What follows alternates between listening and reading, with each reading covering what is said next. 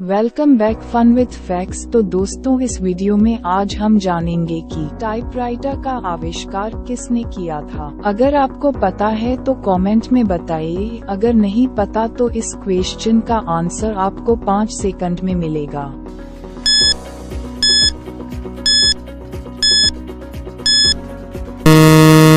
तो दोस्तों, इसका सही जवाब है टाइपराइटर का आविष्कार क्रिस्टोफर शोलेज एंड कार्लोस लिडन ने किया था। क्या आपको पहले पता था? कमेंट में जरूर बताएं।